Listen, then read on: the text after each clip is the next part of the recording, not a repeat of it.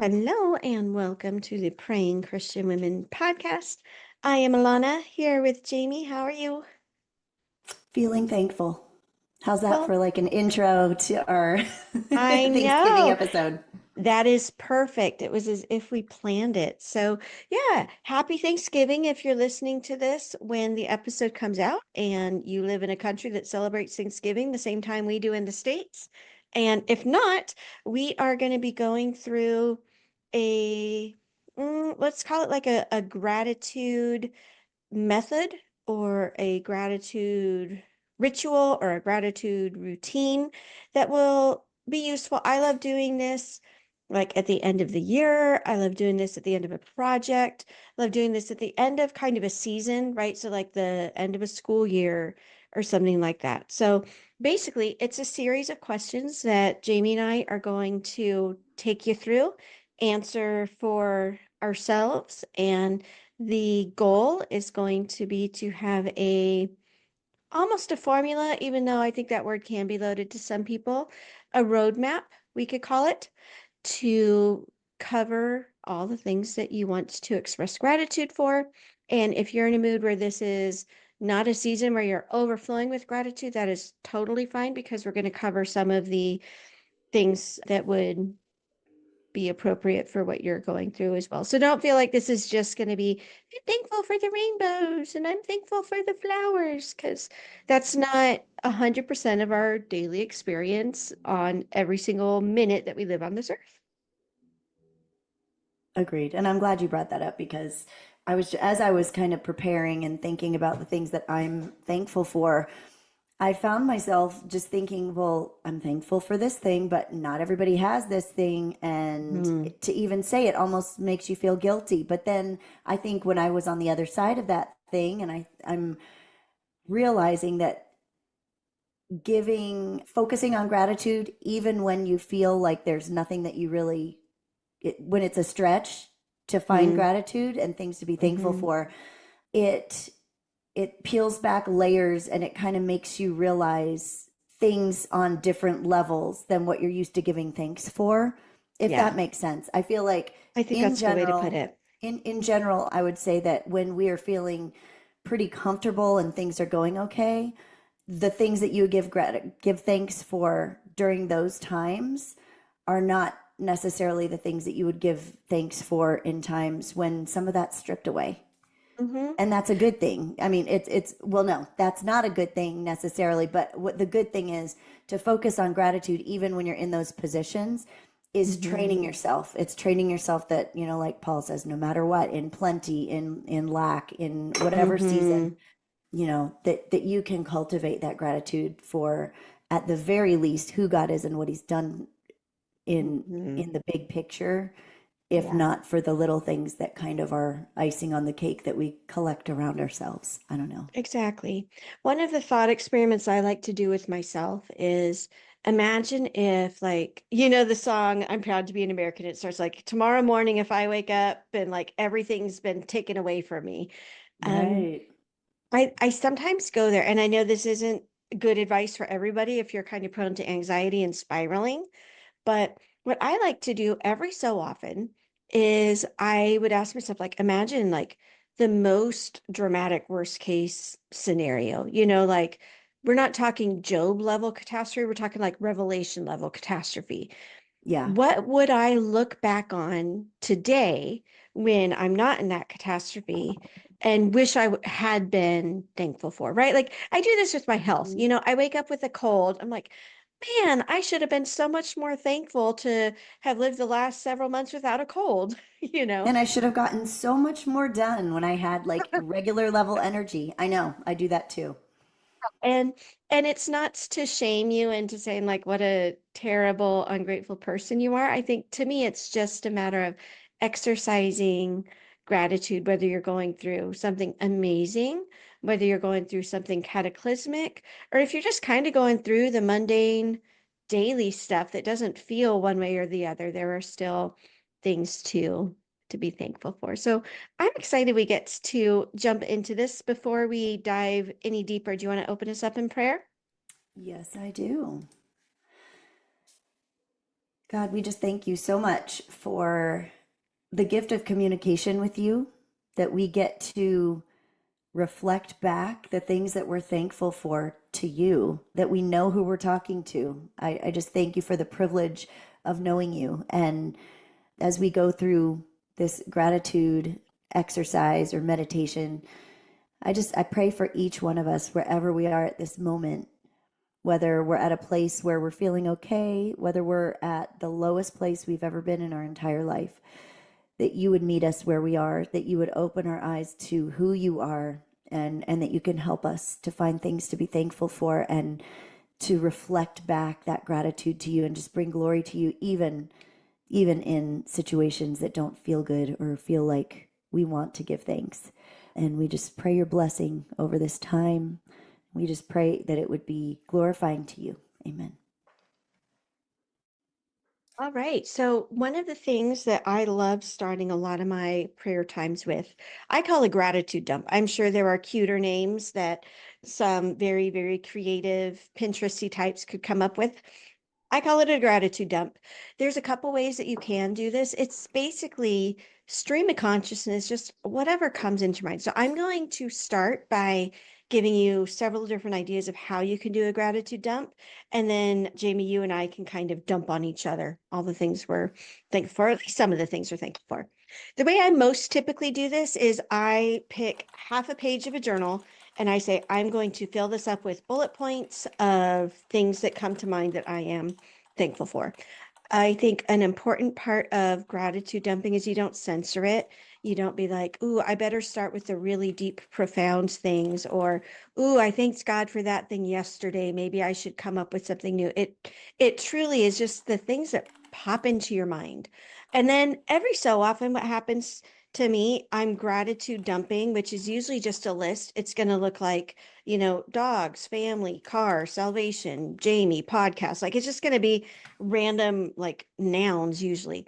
What sometimes happens though is I like move into journal mode. And I would say if that happens, like let yourself do that too. So I might be, oh, I'm thankful my son's coming home for Thanksgiving, but I'm really worried about this, this, and this, and I don't know if the weather is going to be good when we need to drive to pick him. Go ahead. Like don't feel like this has got to be picture perfect or anything like that. Use your sloppiest handwriting. You're not worrying about that. You don't need to make it pretty unless that is part of your process. So that's a way to gratitude dump in a journal. Another way that I sometimes do it, like if my carpal tunnel is really, really bad and I haven't journaled in a while because it's painful to write, sometimes I will set a timer, which we love to talk about here, like 1 or 2 minutes. And I'll even like sometimes walk around the house and just the goal is like anything that catches your eye, give thanks for. Or this is a fun thing to do if you're just waiting in line at the bank and you're totally bored or you're in an elevator. It's like look at everything around you and see if each thing that your eyes land on can give you an idea of something to be thankful for. So obviously it can be, oh, I see my car. I'm thankful I have a car. But it could also be, oh, I see a doghouse out there that the previous owners of our home use that we have never even used, but it reminds me that I'm thankful for my dogs. Or maybe it reminds me that I'm thankful for the previous homeowners who kept this home up or whatever it might be.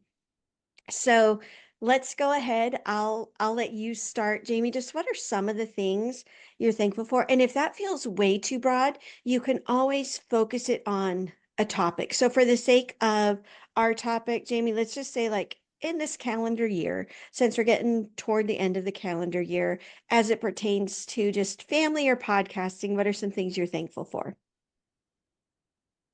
So I would say definitely thankful to be on the other side of our move, because I can think of a time when I was just desperately wishing to be on the other side of it and to have answers, to even know where we were If going you to be were moving, moving. yeah. Hmm. Yeah. Now, do you want me to do list now or No, this is expound? fine. Yeah, either Okay. way. One of my fears about being on the other side of the move was that our son would not be with us and that he would be at Hmm. school. And there was, a whole other can of worms of worries and, Yeah. not wanting to be without him in the first place. But I can Mhm. honestly say that I'm thankful now that we're on the other side of the move. He's on the other side of his move. He's gotten through basic training basically, and he's Mm. doing well. And I get, like you said, I get to see him at Thanksgiving. He gets to come to Utah for the first time, see our house for the first Yeah. time, and see our dog for I'm the so first happy for time you since we've gotten to guys. see him a couple times. But yeah. Yeah. And one other thing that I was thankful, well, there were a couple of others, but one other thing is my half brother and his wife recently visited us. They were our first visitors since we moved here. We actually Hmm. had to buy a mattress because we didn't have a guest room bed. Uh-huh. But they came to visit and it just reminded me again, like there was a before I knew him Yeah. and I guess I won't go into the full details of the story, but basically, for those of you that have heard it before, I didn't even know he existed until I was in my 30s. And then I spent almost over a decade wondering where he was, doing a few little things to try and find him. And he ended up finding me. And Yeah. it has been like one of the most like full circle Hmm. parts of my life, just being able to establish that relationship because my mom had Wow. him before she and my dad got married and gave him up for adoption. And for him, like to have that connection is Yeah. just beyond healing. And it's like to the Hmm. point where her birthday and the anniversary of her death don't make me sad anymore because Yeah. I feel like there's been a part of her that's been kind of healed through the process of getting to know him, even though she never got to know Yeah. him. No, I get that. I feel like sometimes, especially when you're talking about, family members, I think sometimes you can complete the cycle of healing, right? Even if your mom died before she even probably knew his name or where he was or what he was doing. But somehow in you coming and forming this relationship with him, I do see it as bringing healing to your mom. I don't think that there's theology that backs it up, but I think it's just kind of that psychological closure Mm-hmm. that we desire. Your mom didn't see that on this side of heaven. She wasn't lacking when she got to heaven, but now there is a full circle and it is a beautiful, beautiful story. I can't wait to read the memoir. That's right. So, Well, and one yeah. last thing, I feel like Hmm. as I was thinking about some of the things I'm thankful for, being on the other side of the move, not having a lot of connections, I just all the more appreciate our friendship and just the Hmm. ability and technology that allows us to, I mean, Yeah. you know, 30 or 40, well, yeah, 30 years ago, we would not have been able to have the kind of relationship we still have. Yeah. We could talk on the phone, but We we would be wouldn't be paying long communicating like distance this. though. We'd be paying long distance. Yeah. Hmm. So I'm so thankful for our friendship and just thinking back, Yeah. like reminiscing, even though that's not the last quarter. Well, but it is the last quarter because it's Yeah. appreciating it more now that I Hmm. don't have really connections here yet. And it's just very Right. cool to have that constant Yeah. friendship. Well, and I have had friends. So obviously we were in face-to-face friends when we both lived in Anchorage. We left Anchorage a long time ago. A lot of times that would be not quite the end, but it would definitely change, right? And for us, it just because we had the podcast, it gave us reasons to continue to be very dedicated in how we show up for each other. But I also know even when I've been in a long distance friendship, if my long distance friend has a major life change, sometimes it never goes back to how it was, right? Like Right. when my best friend from high school, we hadn't lived in the same region, but we did a great job staying in touch, like weekly phone chats, cross country visits. When she got married, like it just changed. And that's not bad. It's not wrong. It's not necessarily good. It just is. So I think it is important for us to sit back and recognize, you know what, when you left Anchorage and got to Utah, I think there was a chance that that could have been if not the end of I mean, not the end of the friendship, but the end of a chapter. Mhm. And I definitely am thankful that it didn't look that way. So I completely agree. So my gratitude dump, I usually start with the dogs because they just bring so much joy and laughter. It's funny because when our kids were like babies and toddlers, Scott and I would basically, we didn't deliberately like decide that we were going to do this. It just happened. We ended the day each night like laughing about silly things that the kids had done or said or things like that. And now we do the exact same thing, but it's for the dogs, you know? So, yeah, I'm thankful for them. I'm thankful that your move went smoothly because, I feel like we work closely together enough that like when one of our lives is in turmoil, it does kind of impact the other one too. So Hmm. I'm thankful that you guys are settled. I feel kind of settled on your behalf, sort of like your feelings toward your mom. Do you know what I mean? Yeah. It's like Yeah. I recognize that she would feel good about this, and so therefore I feel good. Like I recognize that Hmm. you're feeling more settled. I feel good about that. I love looking at your office space behind you, and you're not podcasting from a closet anymore. And I know in our family life, this calendar year has brought more change than just about any other time, barring like marriage or birth. And so Scott went from working from home to substituting part-time at the school till basically it was January of this past year that he started teaching full time versus a long-term sub. And then this is his first school year as a like full-time credentialed contracted teacher. And that's changed a ton. This is our first year where all the kids are in public school. I'm not doing any homeschooling, and we've got a kid in college now. So we've gone through a lot of family changes. This feels like a horrifically long year in a lot of ways. It's been more challenges than most years, but I'm just thankful that God throws kind of plot twists into our life. 12 months ago, if we had been recording like a Thanksgiving episode, I wouldn't have teaching on the radar. I wouldn't have no longer homeschooling on the radar.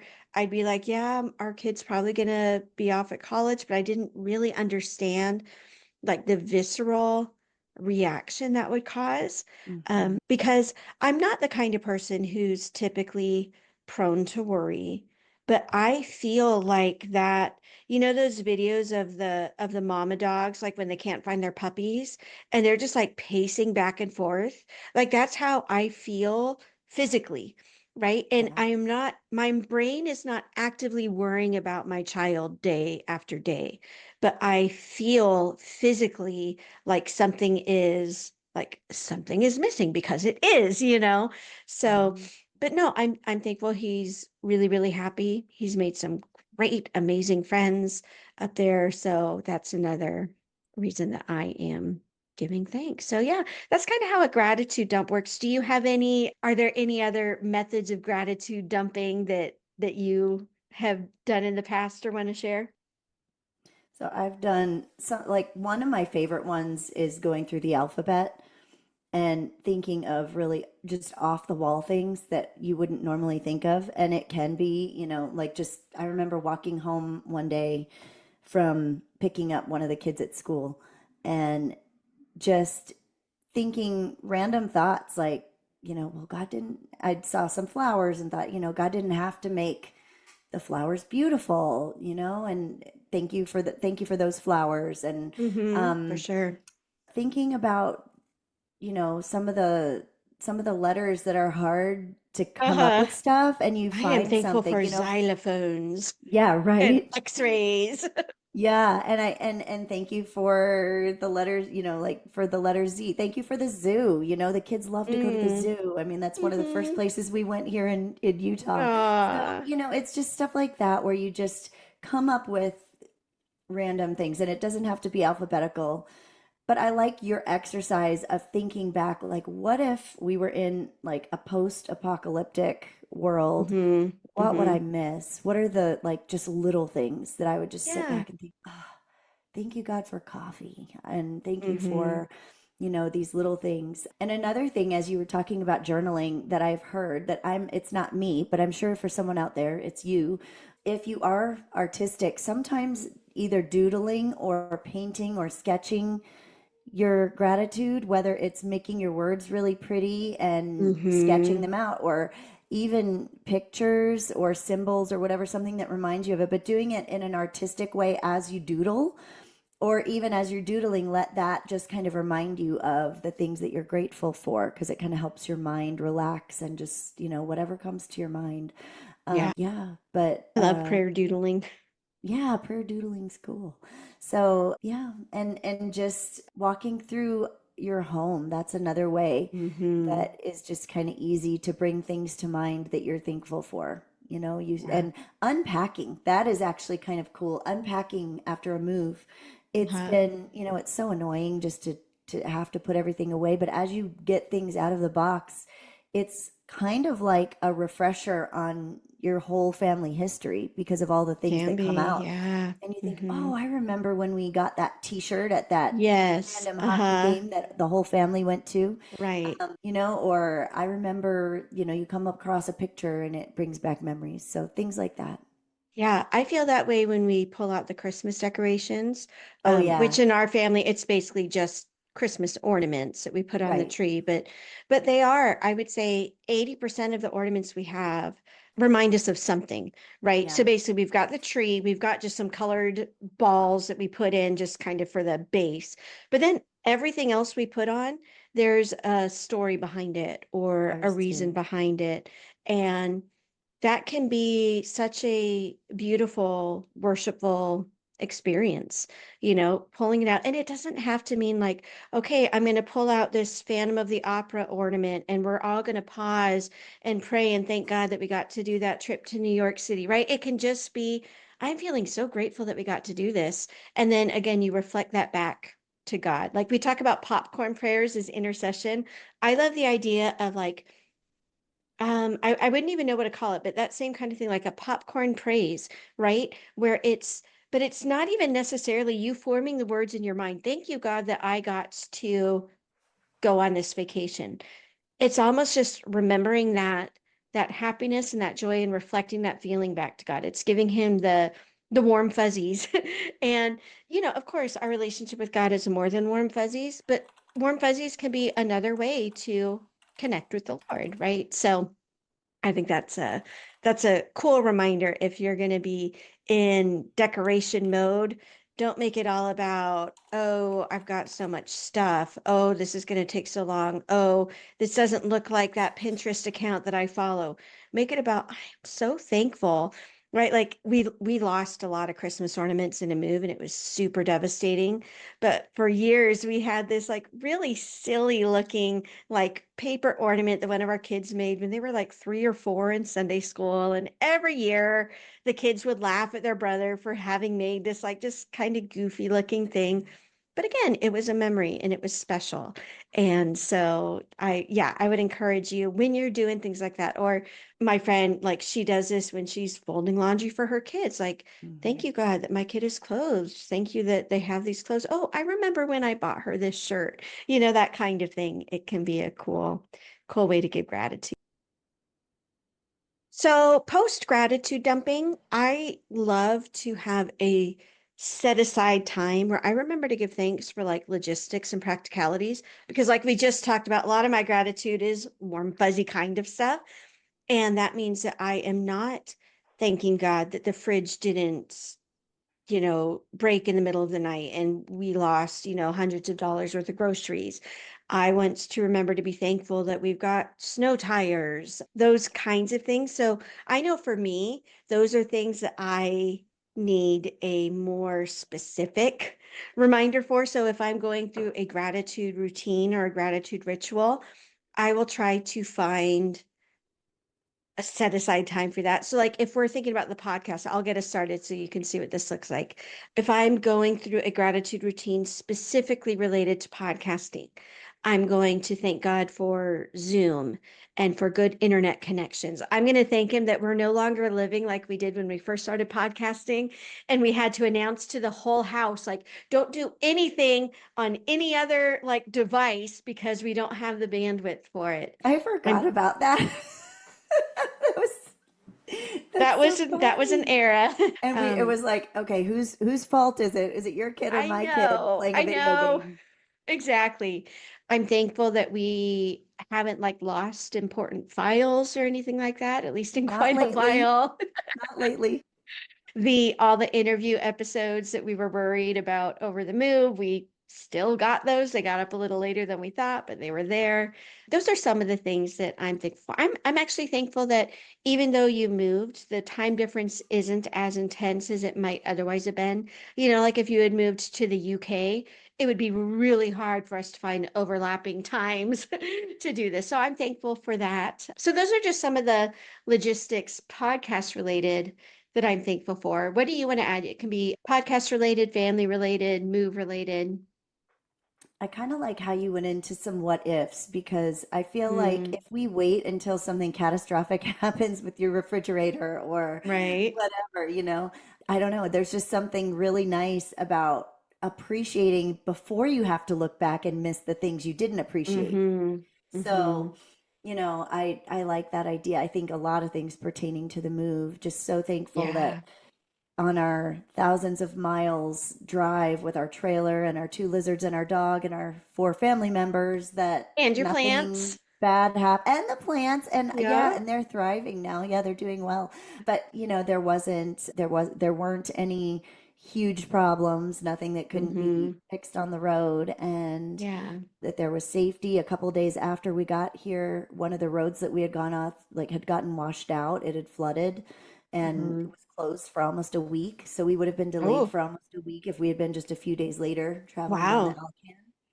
Yeah, and just with, like you said, with all of the podcast equipment being moved, I kind of had visions of using it sooner than I did. I thought in our Uh, temporary housing I'd be able to have it out. No, yeah, no big deal. I'll get some episodes up.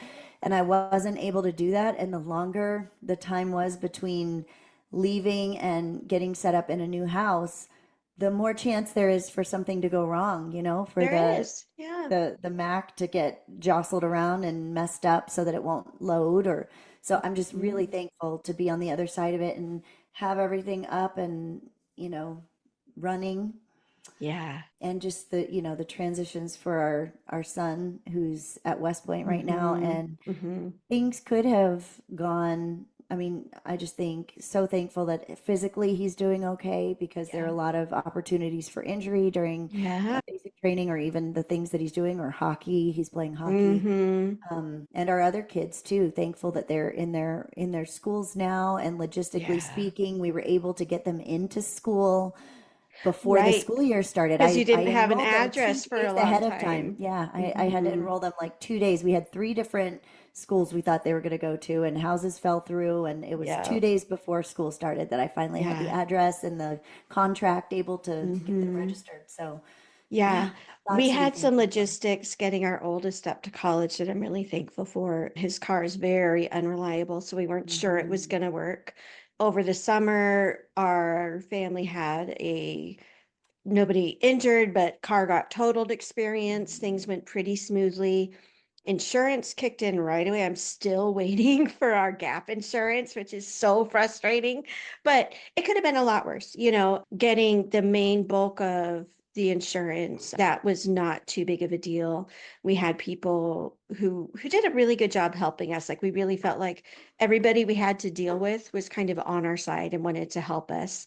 And then, yeah, getting to school. So we emailed the district like 2 weeks before enrollment. Hey, we need final transcripts sent to this university, please. We got a confirmation email back. Can do. It's the day before move-in day. And our kid's like, I just got a call from the university that they haven't got my final transcripts. So like we're scrounging around and then, so just little logistic things like that.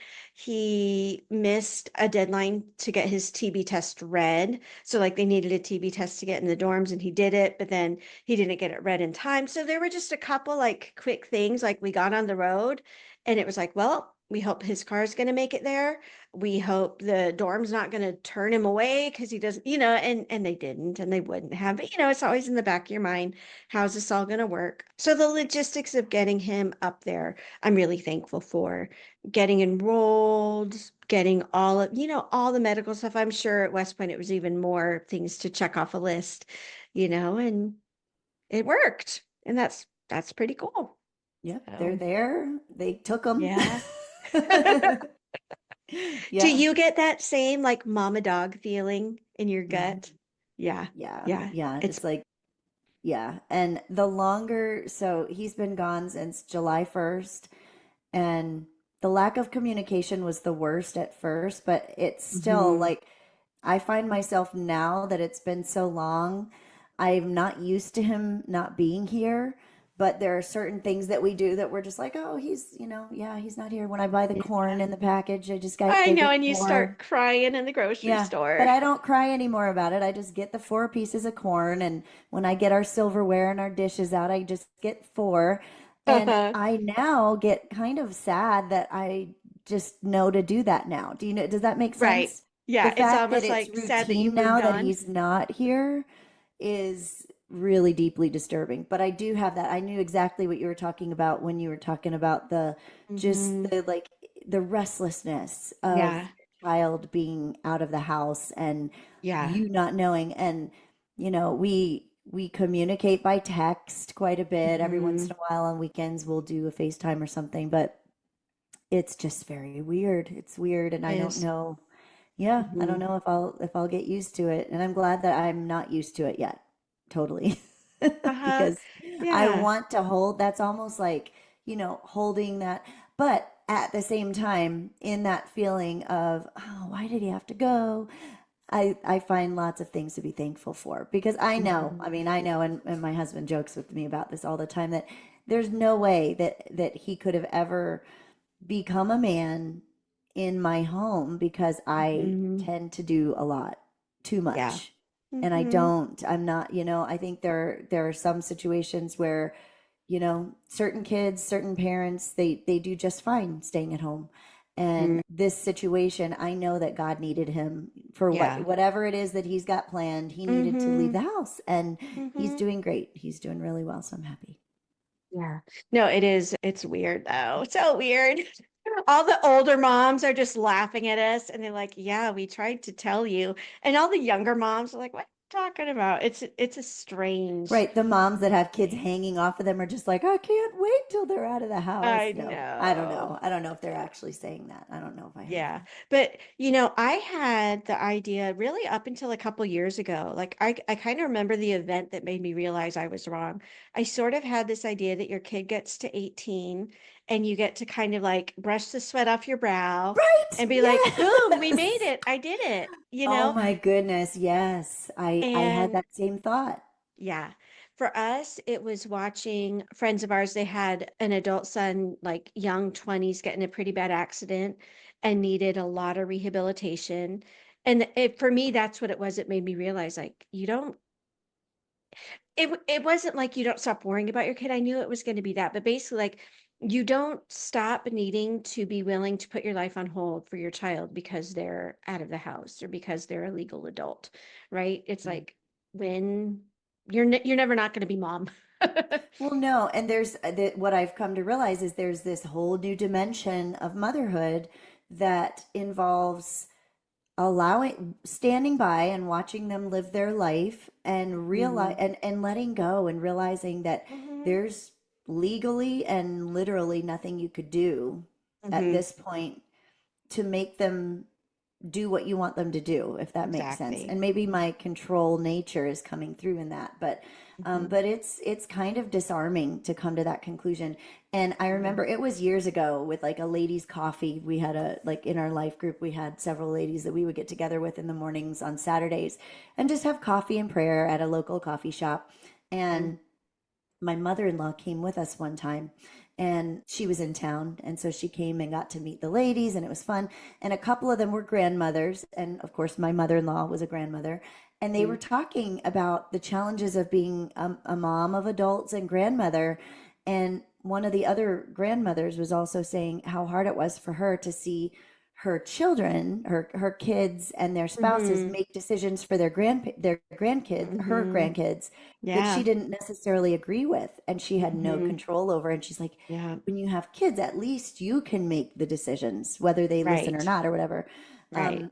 But it's made me embrace this whole new, and I just wonder, I mean, it's like God gives us this a lot of things in our lives as, I think, object lessons. I mean, the Bible says Yeah. everything can be known about God, his eternal power, his divine nature can be understood and seen through the things he's made.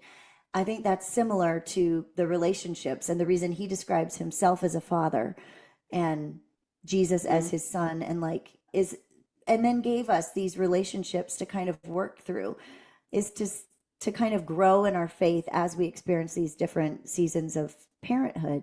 So I don't know, but it's definitely faith building. So for you young moms out there, don't be Mm. afraid. It's, I think I think it's like everything in our spiritual lives that God equips us. And then when we get to this next stage of parenthood, of letting go, it takes more faith, I think, to live that next phase. And I think it has Mm-hmm. deepened my prayer life for my son who's out of the Yeah. house, Yeah. knowing that he's out of my physical grasp. Mm-hmm. Yeah. We got some good advice, some just good practical advice when the kids were pretty young. And that was give them, like, make the leash gradually longer and longer, as opposed to keep them under like an inch long leash until the day they move out. Right. And so Right. Then they'll our flounder. yeah, our 17-and-a-half-year-old is going to have more freedom of what he's going to do with the money that he earns than he did at 10. Do you know what I mean? So it Yeah. stuff like that. And that really did help, because that the advice that we were given was so that when your child is an adult, it's not a big jarring life change. It's just kind of a gradual next step. But Mm-hmm. I look back and I see it, no, it's actually teaching you to let go more and more. Because you Oh, got to do that yeah, good too, point. you Right. know. So much of it is about us and our ability to let go and Mhm. to turn the reins Yes, over, not just to our kids, but to God, and just to the realize. Lord. Hmm. Absolutely. Well, the next kind of question in our gratitude routine, and honestly, you and I just now already started talking about it, but it's struggles that God brought you through. Because again, we don't want to treat gratitude as the Band-Aid that covers over every hardship. And so there are two ways you could look at this. You could look at this from the other side of a struggle, like you in the move. I am so glad we're done with that. Or you can look at this through, this is still a struggle I am going through right now. When we were in the NICU with Silas, one of the questions, again, kind of just this thought experiment in my head, it was picture myself one day with my son completely healed. How would I wish I had praised God before I knew if that healing was coming? Right. Right. So those are the two ways we can look at struggle. So give thanks for a struggle God totally brought you through, or think about a struggle you're in right now. Acknowledge it, sit with it before the Lord. Don't try to just get to the other side if you're not to the other side yet. But I like that question of, let's say God snapped his fingers and perfectly healed this broken relationship, or perfectly healed this ailment, or like intervened in the miraculous way that you would love for him to do. How would you praise him then? And then just remind yourself, oh, you know what? Today he's that exact same God. So how can I be praising him right now? So along those lines, what are some struggles that God either brought you through that you want to give thanks for, or what are some struggles you're just still kind of sitting in at the moment? I would say gone through and been brought to the other side. Definitely the move and our son's move to college. Those are two very big ones that, and my husband changing jobs. Like, I, it was That's stressful. definitely way harder on him because, he was effectively doing two jobs before we moved because he started the new job Mm, in January. We didn't move until July. And he was kind of juggling both of those things and then looking at the impending move and kid leaving and how's it all going to work out. So glad that God brought us through those, and God brought us through those things. I just think of tons of lessons, just individual lessons and snapshots through that whole period that involved praying very direct prayers and getting a completely opposite answer and learning that it was good. and seeing in retrospect for some of them that it was good, and in other ways not seeing in retrospect, and knowing and having the faith based on the things that I did see that were good, that God was right on those things as well that I still don't understand. And as far as the one thing that comes to mind right now that I'm definitely kind of still struggling through, and we as a family, is this just the balance of we kind of jumped in. The kids were involved in hockey. They had hockey teams right off the bat, which was good because it got them involved. They had friends, they were Mm-hmm. able to meet people. We had activity to get them into, but the sports and church balance has been off for us for a long time. And I had these Mm-hmm. visions of new start. Church is going to get right back where it needs to be. We're going to find a church home. We're going to get plugged in. And that hasn't Mm-hmm. happened yet. And we've been here for, Yeah. a while. So Mm-hmm. I'm personally and just collectively as a family, we're working through that and working through what our Mm-hmm. expectations are, trying to have those conversations and just kind of praying that God will allow us to be on the same page and move forward, but being thankful Mm-hmm. that that's even a conversation. I keep going back Yeah. to, even though we're kind of off right now, thank you, God, that my husband and I both know that faith is important, that church is important, Mm-hmm. that, you know, Yeah. wherever we land, we're going to be able to pray about it together, which is something Right. that I'm definitely thankful for. And to look at things as seasons. I've really in this last year, Mm-hmm. both last year with the podcast when I was working outside the home for the first time in a long time doing substitute Mm-hmm. teaching, and we kind of scaled back a little bit on what I was doing with the podcast. I struggled with that until you said something to me and you're like, "Well, look at this as a season." And Mm-hmm. it helped me to really get to a place of being able to give gratitude because I loved substitute teaching. It was really fun, Mm-hmm. but there were things I didn't like about it at the same time pertaining to Yeah. what I was able to do with the podcast, with writing, things like that. Mm-hmm. So, Mm-hmm. anyway, it's just, I would say that it is looking at things in terms of seasons can help me at least to refocus my gratitude, to be Mm-hmm. able to be thankful for the things that I am thankful for that might even sort of contradict. So let me just give the example of the hockey thing. I am so thankful the kids got to get involved in hockey right off the bat because they were able to make friends. We've made some friends through the process. And I might be tempted not to be thankful for that if I feel like it got in the way of, games on Sundays getting in the way of going to church Mm-hmm. every single Sunday because we're out of town or whatever. So I think I can hold both of those things together and say, thank you for this. It is serving a purpose.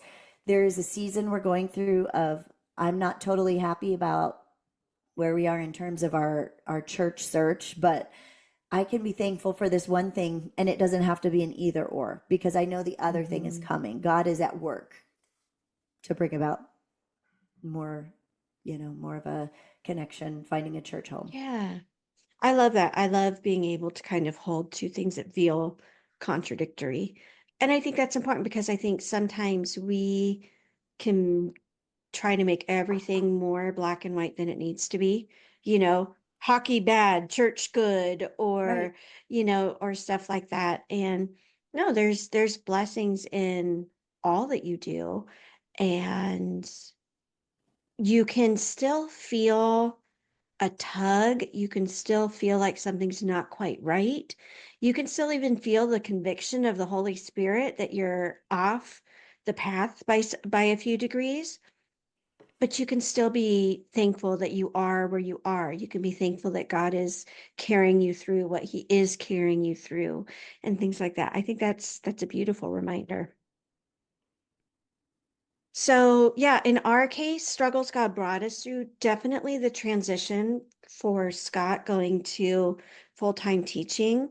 Honestly, it was the most stressful on me out of everybody, even though I'm only indirectly involved with it all. But the change in the schedule, the change of even like our social circle, right? Getting that, I mean, that's been a blessing, getting to know more people in the school, having teens that like I forget their names, but they'll see me, hi, and they'll know who I am or that kind of thing. But the stress came, a big part of the stress was last school year, Scott was the teacher for one of our kids, and that was hard for both of them to figure that out, which made it hard for me. And the stress would come home and follow them both. And so, yeah, that was stressful. Even this is something I never thought about, but it gave me so much appreciation for people like doctors' wives, EMT spouses, things like that. It's this idea of if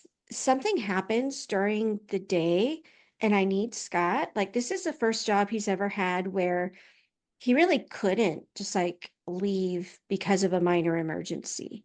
Mm-hmm. It would have to be like I am my leg's been cut off and I'm being medevaced in order for him to get called out of the classroom Mm-hmm. during the day. Or, I've got a quick question about something. He doesn't have the kind of office job anymore where I could just like call in middle of the day, be like, hey, what do you think about this thing?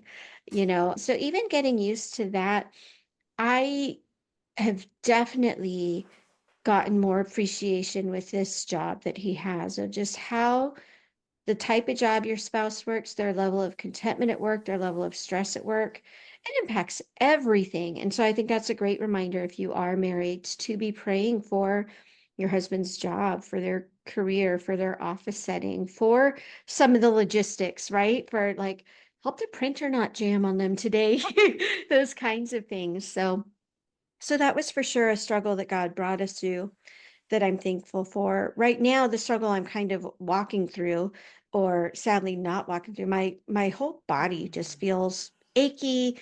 I've had this ankle thing for months, so I'm way less active, so I feel really just sluggish in my brain. As of right now, I'm not really going to force myself to do the even though gratitude would be even though my ankle hurts, I'm thankful that my eyes still work, right? Which is true. But for me, it's more of a, yeah, even though like I'm really grieving this loss of function, I'm really frustrated with my degree of what I can accomplish, but I know God's the same, right? So that's for me kind of what I'm holding on to. Like he's the same God who I loved and worshiped, this time last year when I didn't have any pain anywhere and, could be on my feet the entire day and be way more active. So that's kind of where I'm at. It'll be fun if we make this a Thanksgiving tradition. It would be fun to put all of our episodes back to back to remind ourselves, like if we do this for Thanksgiving of 2025, like, oh yeah, I remember when my ankle hurt or, stuff like that.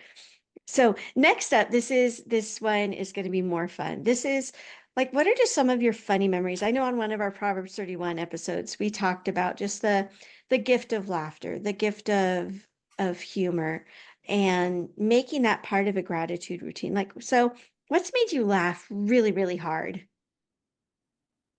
Like our dog just constantly, and like you talked about before, we talk in our family, we only have one dog, and we didn't have a dog in our home until we got Archie 4 years ago. Wow.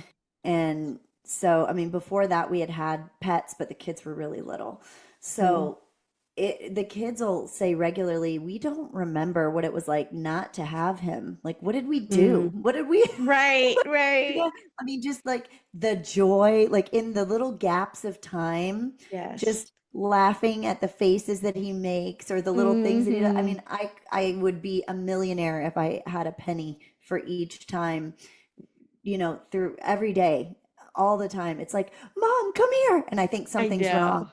And it's like, look at Archie. He's so I cute. Look know. at what he's doing. And it's the same face that he's made like how A many times? bajillion times. But no, our kids still talk about Archie from time to time. Like our funnest thing is just his funny little like sideways little wobble walk. Do you know what I'm talking Oh, his about? Like, waggle. Yeah. hmm Yeah. He does when he gets excited, you mean? yeah. And Yeah. especially when Like he was he a like, little chunkier, he's kind of like bouncing oh, from yeah. side to side. No, he still does that. He still That's does that. cute. But yeah, but it is. It's funny. And his thing that he does that we laugh at the most is I think he just likes cave-like settings. Yes. So Uh-huh.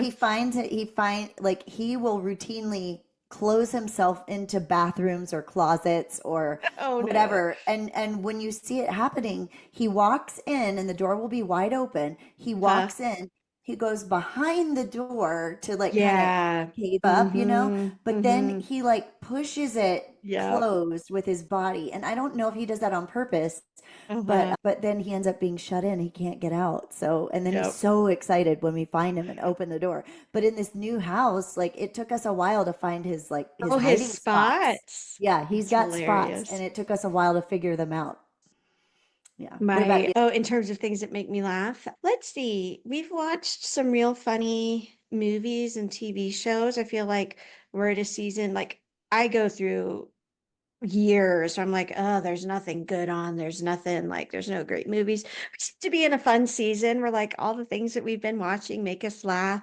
Hmm. Yeah, Scott and I at night, like all now that I'm on Instagram, this is I'm probably only like half a year in, but like I'll save funny dog videos to show him at night. Like, you gotta watch this. Oh, here's one. I found a new genre of funny videos, and it's like goofy anesthesia reactions. Have you seen some of No, those?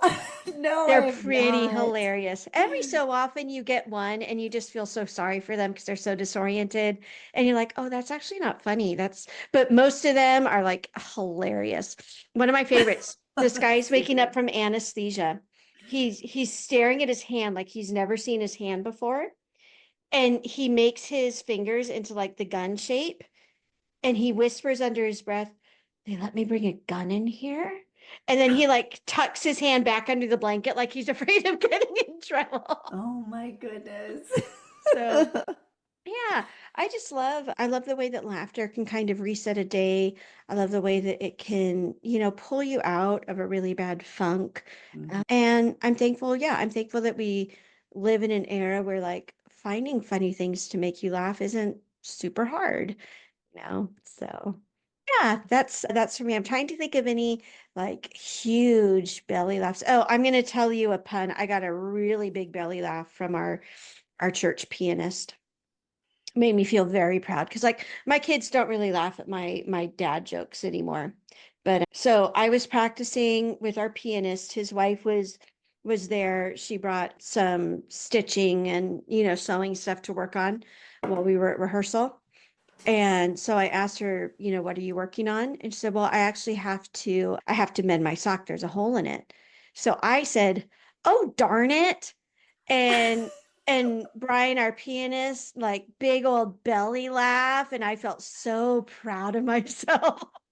So that happens with my father-in-law because he's the king of puns, and Uh-huh. anytime I can make him laugh with a pun or Yes. like just come out with a random pun Uh-huh. unexpectedly, yeah, I always love that when I can. And in our text threads, sometimes we'll do it, and we'll kind of get on a roll Uh-huh. with the family text threads. So Yep. yes, I do. I love a good pun. My kids, our daughter especially, is really into riddles and jokes, and Oh, a okay. lot of them she'll hear on YouTube. So, Uh-huh. but some she'll make up. Like Yeah. she's made up a few good ones. Most of them that she makes up, I can tell she makes up Right. because they need a little work. But Uh-huh.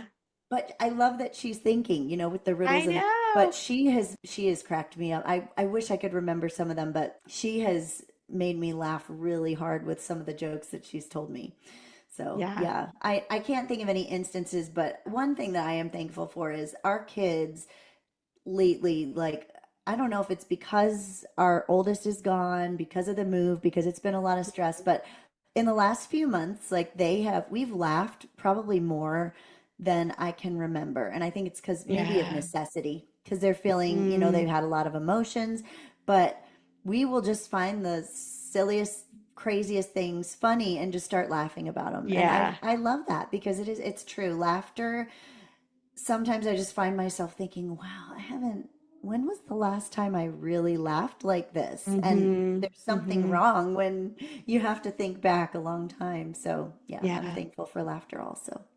Yeah, yeah. And so our gift or our wish for everyone listening is that, yeah, you can easily look back and remember some really big belly laughs. You know, you and I had a moment, the most we've laughed when we were doing our photo shoot, and by the end, That like was so funny. neither of us like getting our picture taken. It had been kind of a long-ish day. You're feeling kind of self-conscious anyway. Well, really And self-conscious because I've yeah, never done anything like that, and yeah, I don't yeah, it was really there were uncomfortable elements, but it for was sure. really, really fun. And then by the end, she was like, well, why don't you guys just do a couple silly ones? And I mean, my stomach was hurting, and it wasn't just because I was wearing like my Spanx. It's like I think I've the only time I've worn out of the house is for that photo shoot. Right. But no, we laughed really, really hard, and now we've got some of the, the photos to remember that by of just being silly, being goofy. So it is a gift for sure. So the last kind of step in this routine is just thinking about some of the people that you connected with. Again, I like going into these routines with something of a theme, right? So, like in the last calendar year or in the course of podcasting, for our examples, like who are some people that you connected with or worked with, and just give a prayer for them, give some thanks for them. Does anyone rise right up to the top? Let's make it about your move. Since the time you got in Utah, can you just do a couple people rise to the surface of people that you just want to give thanks for? Yeah, our realtor Annie was just so helpful, and our move, I said that, our husband my husband started his job, like he knew that we were going to be moving in January, and we Mhm. didn't move till July, so we had a long time, and he and our son came back a couple of times for hockey tryouts, and so they actually met up with the realtor that the company assigned to us well before we knew, like, whether our house was going to sell or anything. But she took them under her wing, and she met with them every time they came to town. She would meet up with them, take them to lunch, drive them around some neighborhoods Oh. and stuff, just get them familiar with the Salt Lake area.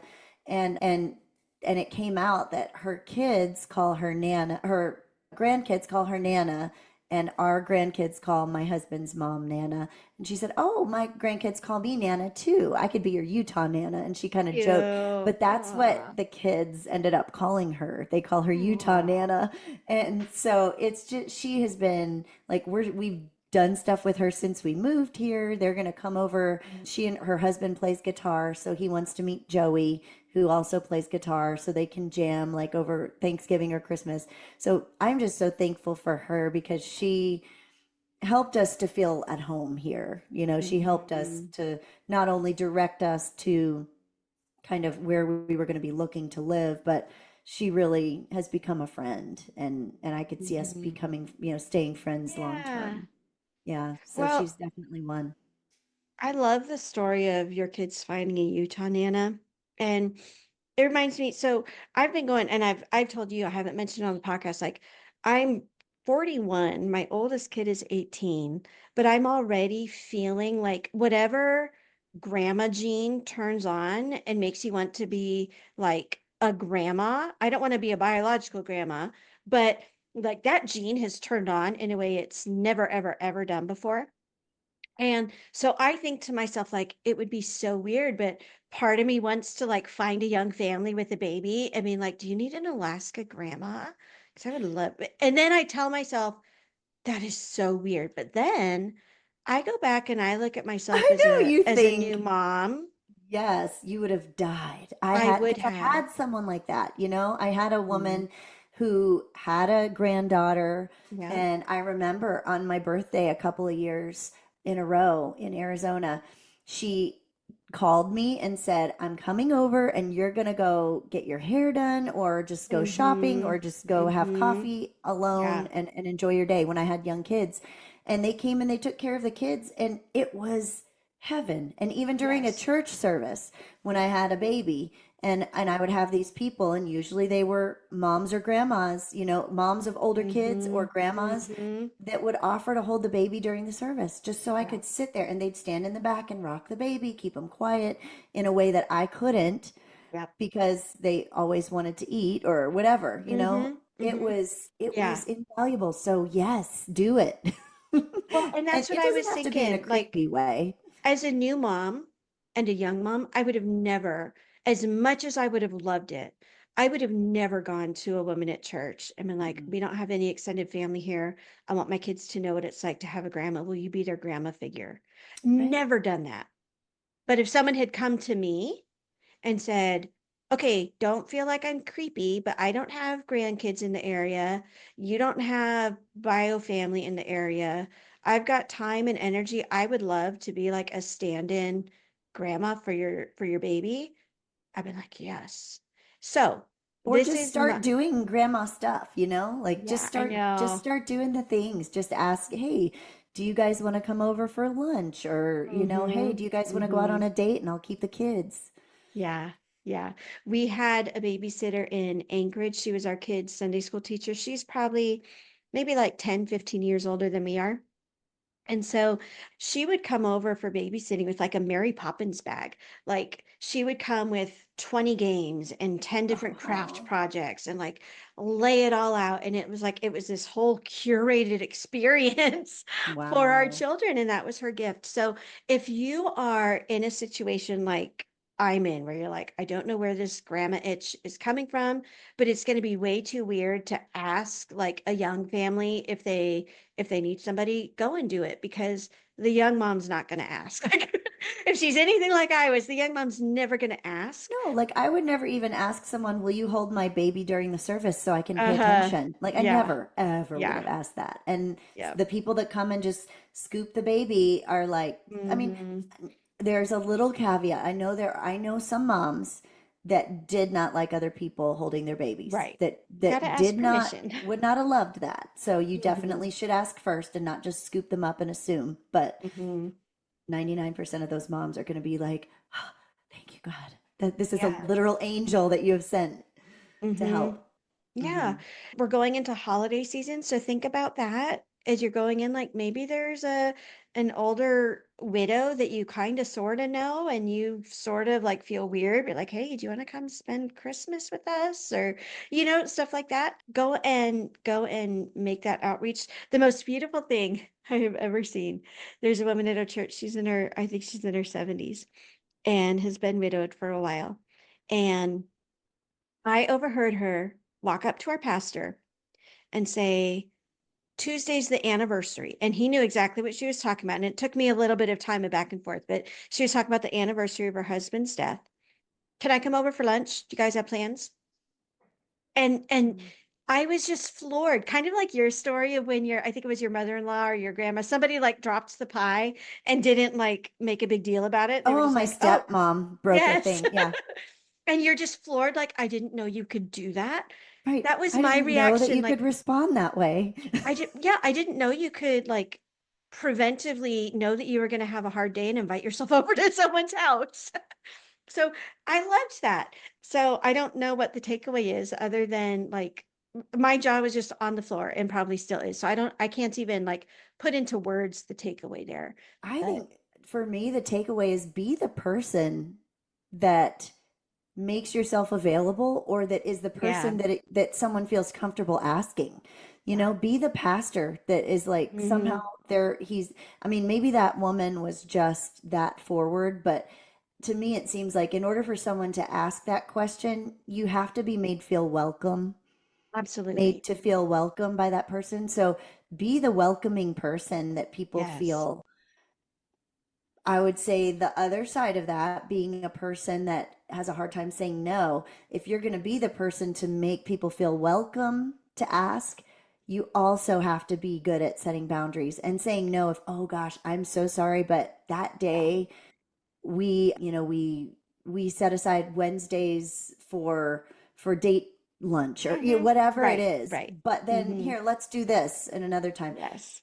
But yeah, but to be that person or to be the one that reaches out and says, I know this person isn't going to ask. Be the one that recognizes, hey, this is the anniversary day. Let me take Yeah. her to lunch Yeah, because most yeah. won't So ask. if you're coming up on a hard anniversary like that and you're like, oh, I wish somebody would remember, like you can do it. And it was gracious. She's not a pushy person. She's not Yeah. a rude or brash person. And but it also wasn't like she wasn't pitiable. We had a discussion about what Proverbs 31 means when it's she's clothed with strength and dignity. Yeah. Like that's what I picture. It wasn't this big old loaded, I need to make an appointment and I need to bare my heart to our pastor. And it wasn't like really rude and assuming I'm coming over because I'm going to have a hard day and you got to make me feel better. There was strength and there was dignity there. And I never put these two things together, but we were going through a really hard time this summer with some family stuff. And she was actually the person in the community that I called. And I said, "Hey, we're going through some really hard family stuff. I feel like I could use a listening ear. Are you free?" And I had never done that with her before. And I believe that, and again, I never put this together till right now. I believe that because she knew how to show up to someone and say, "I need something. Will you please help me?" I believe that made her more open to me to be able to Mm. do that to her. Do you know what Yeah. I mean? So Yes. if you're having a hard time, like I said, I've been having I am not thriving at this moment. Like I've been having a really, really hard couple weeks of just Yeah. super low energy, a lot of pain. Part of me is like, I should just call Jamie. I had to take our son to the doctor and he's fine, but like this cough was lingering. Mm. Taking him to the doctor just brings up so much NICU memories and Yeah. Just traumatic PTSD. stuff. And so, like, I was already not feeling well myself. Then we had this. Part of Mm. me is like, I should just tell Jamie, I'm having a really bad day. Can we just chat about nothing? But in my brain, I'm like, oh, that'd be too weird. That'd put her, and Oh I know no. logically it wouldn't, right? But I know people feel in that spot sometimes. I think what I could have told myself that might have helped me to make that next step is reminding myself of my friend at church and learning how to ask for it for yourself somehow does make you more open to do that for others. So if I become the kind of person who has no qualms about saying, "Jamie, I'm having a terrible day. I don't want to talk about what we're going through. I don't even want to pray necessarily. I just want to be distracted. And I want you to tell me Hmm. all the hilarious things Archie's been doing lately." If if I was 100% comfortable having that kind of conversation, I am completely convinced that I would become more likely to be the person that other women would recognize as, "Hey, when I'm going through this hard time, I can I can call on her." Do you know what I Oh, mean? that's a good point. Yes. Hmm. And being able to look at it that way makes it not feel selfish, even though it's not. But if you're the kind of person that tends to Hmm. look at it that way, it could be like a Hmm. therapeutic kind of reframing that can It help it can. become more easy. Yeah. Absolutely. Absolutely. Mm, And I think it happens on a completely subconscious level. She would have been the friend I turned to, even if I hadn't overheard her conversation with the pastor, right. because I know that she's the kind of person who knows how to ask for help. And Hmm. therefore, I know that she's the kind of person who won't be weirded out if I ask her for help? Yeah, that's Cool. pretty cool. Yeah, I'm trying to think. Okay, so that's a good segue of people I've connected with. I would definitely add her to that list. I can only remember one other time in my life where I just kind of cold called someone and was like, "I'm going through a really hard time and I need someone to talk to." The other time I was having a lot of issues with extended family. I peripherally knew someone at church who had mentioned that she had kind of similar dynamics in her family. So I just called her and like just I think we were 2 minutes into the phone call when I started crying. Like I wouldn't have considered her a close friend or anything, but it's like, I need to talk to somebody. Sorry, here I am. And eventually I want to get Yeah. to the point where I could say, I need to talk to somebody, here I am, and leave out the sorry. But Right. so going back to people that I'm thankful for, people I've connected with, that is definitely one. Through the podcast, we've been doing more with Becky Kopitsky. She's done some fun things with us, She like, came to mind. She was like, you kind mm-hmm, of framed it with the move, but before that, right. Becky was the first one that I'm like, I'm Yeah. so glad I've gotten to know her over this I last year or know. two. She and I recently did an episode together. So I think if you like rewind about 2 episodes, you'll hear us. Mm, yeah, That's she's been the best. fun. I have also gotten to know my friend Mackenzie more. She's also been on the show, but she's helping me with some blog and social media type stuff. and she's a local friend. And so that's been really fun.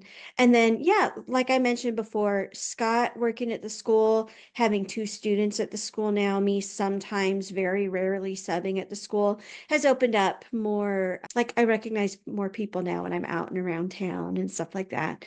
And that's kind of cool too. So yeah, those are some of the things that I'm thankful for and appreciative of. And I think it's just a nice reminder, like have a dedicated time, even if it's just once a year, to think through. I mean, and you all heard how long it took Jamie and me. It was like just a couple minutes of, yeah, I'm thankful for this person. Oh, I had a meaningful conversation with that person. Sort of springboard. You start to Yeah. kind of springboard. It's like, to me, gratitude is a lot like oiling the cogs in an engine or something in a machine. Yeah. Because if you haven't practiced it a lot, it can be a little bit like you draw a blank, you think, okay, Mm-hmm. what am I thankful for? I know I have a lot of things to be thankful for, but I can't really remember them. To Mm-hmm. thinking of one or two, and then it kind of starts getting, greases the wheels a little bit, Yeah. kind of helps you to start thinking. And before long, as you make it a more regular practice, or the deeper you get into it, it does become easier, and it does Mm-hmm. become a habit, a good habit. Yeah, for sure. Like I'm picturing, I've gone through seasons where I've never used like prayer beads in terms of like I go and search like a prayer bead necklace, but like I've had times where like my kids have made me little beaded things, and so like a beaded bracelet. I use it kind of as prayer beads. And so what I would do is, let's say it's a bracelet and I know there's like 25 beads on it. I'll be laying in bed at night, I'll put my finger on the first bead and think of one person I'm thankful for. And then I move to the next bead, and so and then my mind wanders, and then I look down, I'm like, oh, I'm holding a bead. Oh yeah, I'm supposed to be praying, right? Or I'm supposed to be giving thanks. So it kind of is a reminder, like a visual cue as well. You had something like that too. What were the bracelets that you had for your kids? Remind me how that worked. Like prayer bracelets that you wore? Oh, yeah. So Pam Fields over at Tending Fields, she came on the podcast and talked about how she does bracelets. Like, she basically uses stretchy elastic and then beads on, just beads of regular colors. Mm-hmm. And then in the middle, she does alphabet beads of the names of each of her children. Mm-hmm. And so I still have, actually, talking about unpacking, I was just unpacking a couple days ago some of my like bedroom stuff and like bathroom, toiletry stuff. And I had Mm-hmm. this little box, and it had the beaded bracelets. One of them broke, so I had to like retie it, and it's a little small now, so I might need to redo it. Aw. But for the longest time, I would wear those bracelets on one hand, and I Mm-hmm. would move them to the other arm as I prayed for the kids. That was her suggestion, Mm-hmm. and I loved Mm-hmm. that.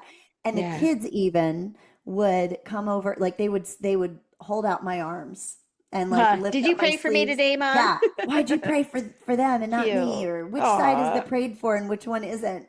And it was just kind of a funny thing, but what I loved was they knew that they were being prayed for every day. That's cool. And it was just, yeah, so that was kind of a cool thing. And what she sometimes would also do is, like, if she wanted creative ways to pray for them, she would pray through like the alphabet prayers. She would pray through the letters of their name, and like think of something to pray for the different Uh-huh. letters if she wanted to. Now, I've got, Evangeline is a I very know long that's not name, very and then fair if you've got Joey, Ben.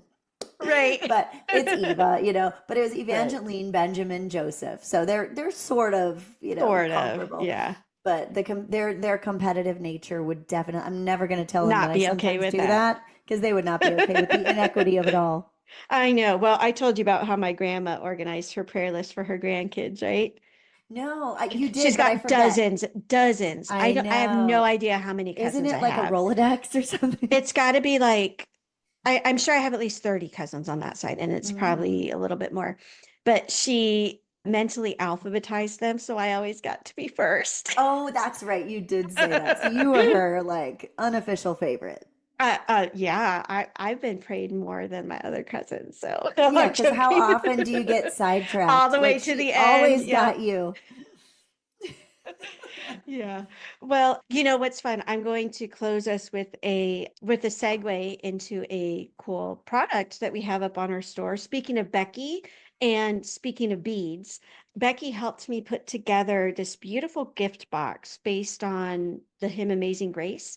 Oh, I saw And that. I saw that the the other day on the blog. I love it. yeah, The Toil and Snares is my most recent novel. And the hymn Amazing Grace plays a pretty big part of that. So this gift box has the Toil and Snares novel, and then an Amazing Grace devotional journal, an Amazing Grace mug, and this really pretty series of beaded bracelets, and they have Amazing Grace and kind of a little plaque. But if you loved the idea of prayer beads, and maybe you're like me, you're like, I don't want to, like, I associate prayer beads with something like that's strictly for Catholics, which I don't know Right, why that like praying the connotation is, rosary. Yeah. right? But so if you're like that and you love the idea of having like a visual reminder to wear on your wrist, or something you can like hold on to at night to kind of remind you where you are in your prayer journey, I would definitely point you toward that. So we'll throw the link in. It's going to be limited time. So if the boxes are still available, you'll see a link in the description for our episode. And you could also go to christianbooks.today and search for Amazing Grace in our store. And if we still have some of those available, it will be up there. But yeah, it's a real gift that Becky has of just being able to present things in a really pretty way. And so I'm really thankful that she partnered up with us to kind of come up with this gift box. I think it's really, really lovely. I loved it. Yeah. Yeah. Well, thank you everybody for listening. And I hope that you kind of were able to sort of go through some of these questions with us and had a good time of reflection. And Jamie, I am thankful for you and thankful that we get to keep on podcasting and that we have funny dogs that make us laugh. And we will talk to you all next time.